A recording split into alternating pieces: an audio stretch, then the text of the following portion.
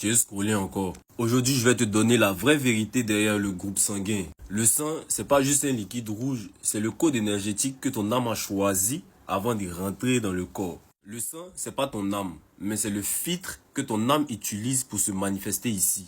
C'est un peu comme courant dans un pool. Si le courant là n'est pas bon, la lumière va pas bien sortir, ça sera faible, mais ça sera en manière.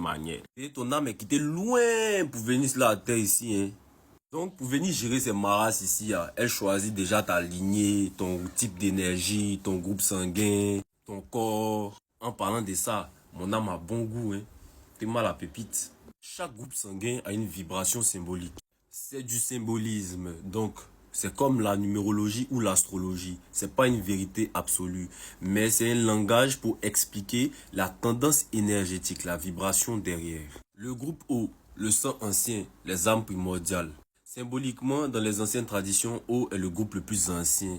Il représente la force primaire, la survie, l'instinct, la résistance. C'est le sang universel d'honneur. Les gens avec ce groupe-là sont vus comme des endurants, des têtus, des rebelles, mais aussi des leaders naturels. Ce sont les plus directs. Elles viennent souvent pour nettoyer les lignées, porter le feu, être des leaders naturels, comme je disais, confronter le monde.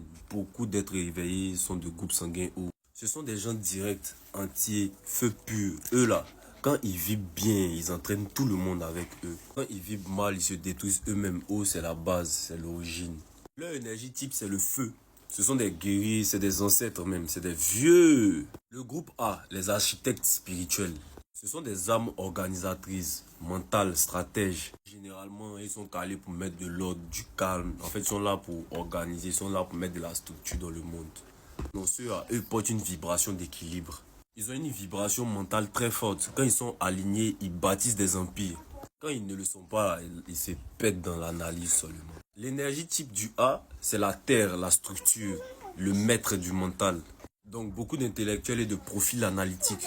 Le groupe B, le sang du nomade. Eux, c'est des artistes. Ils sont créatifs, ils sont intuitifs. Ils sont pas faits pour être mis dans des cadres ou bien dans des cases. Eux, ils sont nés pour créer. Eux, ils portent une vibration d'air, donc de mouvement, de liberté. Quand ils ne sont pas eux-mêmes là, ils deviennent instables. Quand ils sont alignés, ils sont brillants. Ce sont des esprits indépendants, contemplatifs, souvent en quête intérieure. Ils veulent s'exprimer, ils veulent bouger, ils veulent découvrir. Ils ne sont pas dans les cadres rigides là. Le groupe AB, le sang du croisement. Déjà, eux, c'est une fusion des énergies entre le A et le B. On les appelle souvent les sangs médiateurs. Ce sont des âmes qui viennent faire le lien entre plusieurs mondes ou plusieurs lignées. Ce sont des personnes hypersensibles, médiateurs, et ils sont spirituels naturellement. Leur énergie type, c'est l'eau, c'est l'union, c'est la transmutation. Ils sont intuitifs aussi, ils sont sensibles, ils sont adaptatifs. Et le résultat positif ou négatif, ta capacité à absorber ou repousser l'énergie collective. Donc, RH+, tu absorbes facilement les énergies autour de toi. RH-, tu absorbes difficilement. Tu es plus isolé même vibratoirement. Ce n'est pas de la supériorité, c'est un type de sensibilité énergétique. Les RH-, se sont souvent différents parce que leur champ énergétique se mélange moins facilement avec pour tout le monde. C'est comme ça aussi pour ceux qui sont positifs.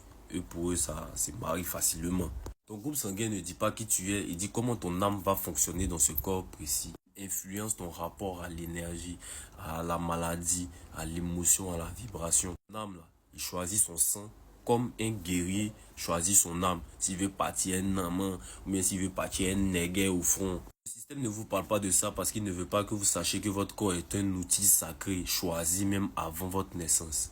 Que votre sang porte une vibration, que votre lignée a une mémoire, que l'âme choisit tout ce qui va lui permettre de réussir sa mission dans ce jeu-là. Donc, tout est mis en œuvre pour nous permettre de se souvenir. C'est comme un puzzle qui est mis en place pour que l'âme, au fur et à mesure dans sa découverte de soi, donc quand toi tu te reconnectes à toi au fur et à mesure, tu as des indices pour te rappeler qui tu es, d'où tu viens, c'est quoi ta mission, comment ton énergie fonctionne. Comme ça, tu es plus à même de bien jouer le jeu. Parce que oui, la vie là, c'est un jeu de simulation. On vous dit on est dans une matrice, non. C'est de la simulation. C'est un vrai jeu. Après, je vais vous faire une vidéo dessus pour vous expliquer.